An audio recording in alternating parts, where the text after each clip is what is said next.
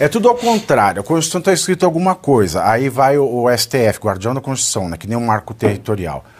Eles regularam o que está escrito na Constituição, eles falam, não, a Constituição não quis dizer o que ela escreveu. Né? Me desculpa, mas o que está escrito aqui não quer dizer o que está escrito. É mais ou menos assim que a gente...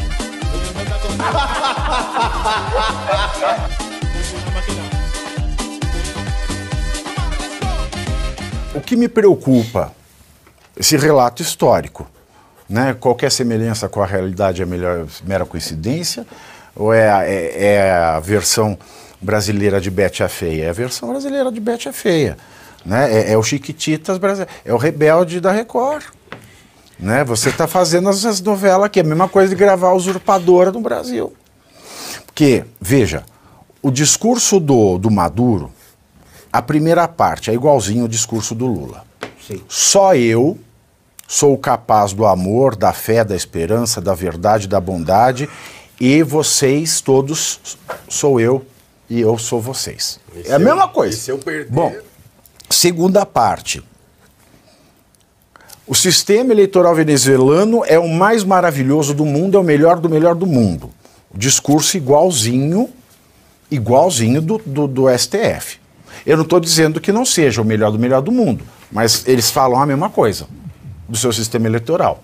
Terceiro, no Brasil não se audita, aqui se audita. Sim. Auditar é conferir. Conferir é você ir lá olhar depois, não tem como auditar antes. Né? Você vai lá e confere um ato do passado. Audita. Posso só falar uma coisa que você disse? Aqui se confunde a auditagem pelo fato de, no início, fazer um teste das urnas para buscar aquilo que se chama zerésima. O que é a zerésima? Confere-se para ver se a urna está zerada, não tem nenhum voto. E aqui se diz que isso já é o suficiente para a auditagem, mas a auditagem é exatamente o que você está falando. Você não audita antes. Antes só se vê se a urna está zerada. A auditagem vem depois para confirmar se aqueles votos que estão computando como totais correspondem ao que está lá. Por que o Maduro diz que aqui não tem capacidade de auditagem? Porque você não tem como conferir o boletim que vem da urna com o voto físico que confirma que a urna não está quebrada. Não vou entendi, mas é que eu queria colocar. Auditar, vem de auditur, do latim. Então, você vai ver uma coisa que passou, uma coisa que ocorreu. Para o TSE, é isso que me preocupa, eu quero colocar aqui em boa língua portuguesa. Para o TSE, sim, no Brasil se audita, porque sai o resumão a hora que a urna encerra. Sai lá o papel, né, com o número de votos para cada candidato. Isso é auditar para o TSE. Porque o que o TSE respondeu para a Revista Oeste foi isso. Sai isso aí. E auditar para mim você pega, todo mundo espera na sessão, acaba, vai lá cada um fazer um pauzinho no candidato que votou. E se alguém falar aí não está batendo? Não. Então, auditar para o TSE tem um sentido um pouco sui generis. E o Maduro fala também, a gente é auditado, quando na verdade audita 0,4 e diz que auditou tudo. E ele também tem um sentido sui generis para auditar. Fica difícil nessa guerra. Fiquem à vontade e comentem com responsabilidade. Eu vou dar uma confirmada só se é 0,5% ou 5% que é auditado. Não, mas isso é irrelevante. É a mesma coisa. Desculpa, você ia falar. A questão do Brasil ia ser assim também, né? A questão da... Quando o Aécio, Simone Tebet, lembra logo depois da reeleição da Dilma, todo mundo era a favor, né, de que se fizesse o voto impresso, que seria uma pequena porcentagem das urnas, o voto iria para uma caixa lá, né, os papéis, e não é que você teria acesso, é isso, né, professor? Você não teria acesso. Ele continua sigiloso. Isso foi aprovado. Todos discutiram, aí de repente todos mudaram de opinião quando o Bolsonaro e tal começou a encampar essa ideia. Agora, é importante dizer que a Venezuela é uma ditadura, né? O Lula, o Celso Amorim escorregam ali para falar.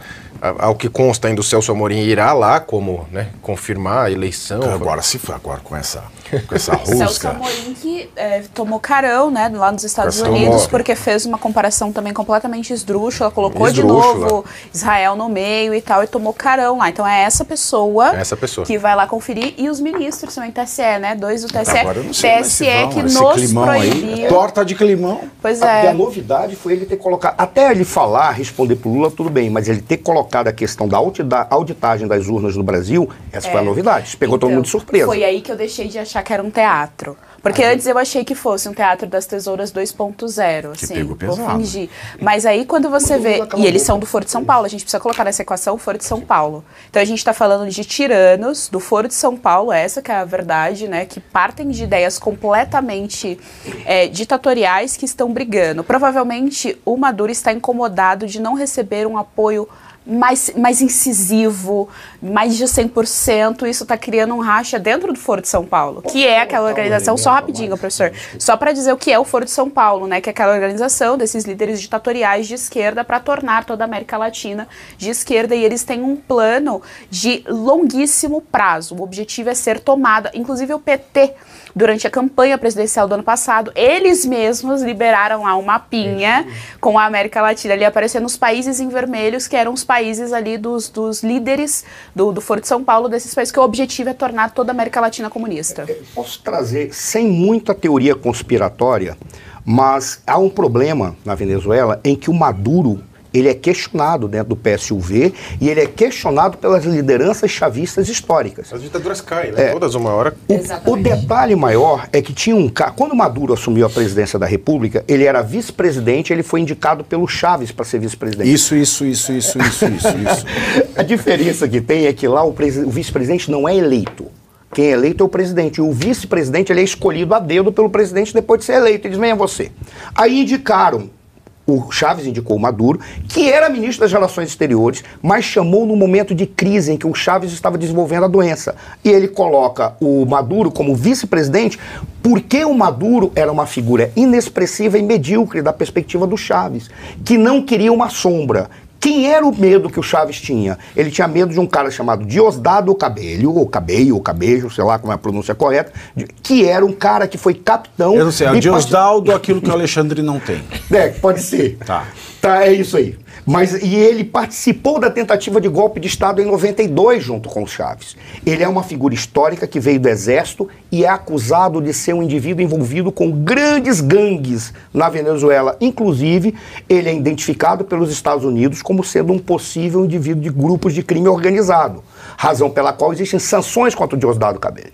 O problema todo é que essa peça é a peça do chavismo por excelência, não é o Maduro.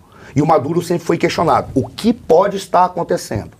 Pode estar de o governo brasileiro ou o Foro de São Paulo está dizendo, acabou o Maduro. A gente precisa de um outro cara. Exato. A gente precisa de uma crise na Venezuela e nessa vem o cara, como o 18 Brumário de Luiz Bonaparte, vem o cara que é o partido da ordem. Colocar ordem na bagaça. E para colocar ordem, teria que ser um cara com ascendência no Exército, que tem história dentro do chavismo e que já ocupou todos os cargos na Venezuela, exceto de presidente da República. É o Cabello? Não sei. Mas pode ser de já dentro está tendo um racha e aqui no Brasil alguém está apontando para o lado que vai ficar. Sabe o que eu achei estranho? O Maduro ele não foi para as Olimpíadas de Paris? Acho que não. Não, ele não é bem quisto lá? Ele não é quisto em quase lugar nenhum. Não, mas até em França? Não, mas na França... Brigitão não falou que pode vir aqui fazer o que quiser? Aí é só, vamos pro cabaré. Só a Janjinha que Acho pode. que até na Rússia evitariam ele. Agora, você sabe que um dos argumentos para incorporar... Porque no Brasil foi aprovado o voto auditável na urna eletrônica. Né? O Congresso aprovou, o presidente sancionou, mas a lei ela foi declarada inconstitucional e um dos motivos era esse. Né, a coagir as pessoas perderem o sigilo do voto em áreas de crime organizado. Porque aqui no Brasil não tem presunção de inocência, tem presunção de crime. Eles falaram do custo também, né? Que o custo ia ser alto. É tudo ao contrário. A Constituição está escrito alguma coisa. Aí vai o STF, guardião da Constituição, né, que nem um marco territorial. Eles regularam o que está escrito na Constituição, eles falam, não, a Constituição não quis dizer o que ela escreveu. Né? Me desculpa, mas o que está escrito aqui não quer dizer o que está escrito. É mais ou menos assim que a gente vê a jurisprudência hoje no Brasil. E essa coisa do voto é a mesma coisa, porque se você for falar da segurança da pessoa, a inviolabilidade do voto, devia ser proibido a gente ter recibo quando a gente sai de uma loja. Você sai do shopping center. Eu entrei na Louis Vuitton, comprei um porta-cartão, coloquei no meu banco, paguei R$8.000. Devia ser proibido dar o recibo, porque isso está colocando a pessoa em risco de vida, né, Luiz Arthur Nogueira? Pois é. Essa questão da urna, da eleição, Pavinato, ela é muito complexa. Eu acho que, assim, do ponto de vista objetivo... Eu não quero nem chegar na urna, tá? Para mim, assim, no Brasil, o processo é fraudado. Por quê? Porque não cumpre a lei. Não cumpre a lei, porque a lei põe prazo e o prazo foi desrespeitado, e a lei determina como tem que ser feito o processo, e ele foi feito de modo contrário. Eu paro aí. Mas continuemos. Exato. Não, e assim, até a questão de pesquisas eleitorais, tem gente que diz que elas acabam induzindo, manipulando as votações. O fato é o seguinte, domingo tem eleição na Venezuela, tem instituto que diz que a oposição está ganhando de folga, tem instituto que diz que quem está ganhando é o Maduro, e a gente só vai descobrir o resultado final quando ele for divulgado, e se vamos acreditar ou não no resultado, aí é uma questão que vai ser definida. Posso só fazer um complemento? Todos, porque por favor. todas as ditaduras ela caem, né? Com exceção da Coreia, da Coreia do Norte, que eles conseguiram eterna. E essas elites que financiam o ditador, né? Que mantém ele ali, né? Elite financeira, cultural, artística, enfim, podem estar cansadas dele também. Até os ditadores morrer, que o Castro também, no castrismo. Sim, tem Cuba e Coreia do Norte, essas aí se mantiveram. Mas aí você tem essas elites que podem estar cansadas do Maduro pelo tom dele, me parece que é o caso, sim, porque ele está mais, né, mais bravateiro do que nunca. E aí você vê também a questão dos artistas, né, da Venezuela, cadê os artistas, músicos protestando, né, viajando o mundo afora, denunciando como é o que se espera. E só para fechar, a questão da grande mídia tem chamado essas críticas do Maduro de bolsonarismo. Grandes jornalistas aí que envergonham a classe estão falando que é críticas bolsonaristas, discurso bolsonarista contra as urnas, e a gente se desalinha disso, que é uma vergonha completa esse tipo de discurso, né? Eles vão falar que o banho de sangue é uma marca de um vinho.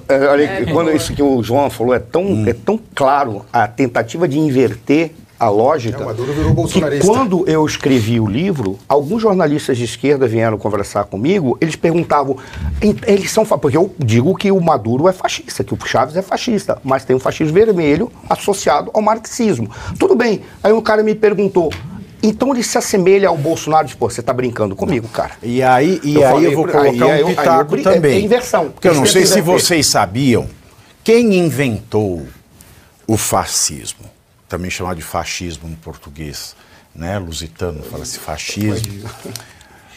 Mas quem inventou o fascismo? Benito Mussolini. Quem era Mussolini? Mussolini era do Partido Comunista. Era um líder do Partido Comunista. Aí ele foi expulso do Partido Comunista. O que ele fez? Eu vou virar inimigo dos comunistas? Não, ele criou a concorrência. O fascismo é a concorrência do comunismo. O partido fascista é o concorrente, não é o rival. Não é rival, não. Não é que eles têm ideias, é que nem Pepsi e Coca-Cola, meu filho. É a mesma merda. Só que um quer o mercado do outro.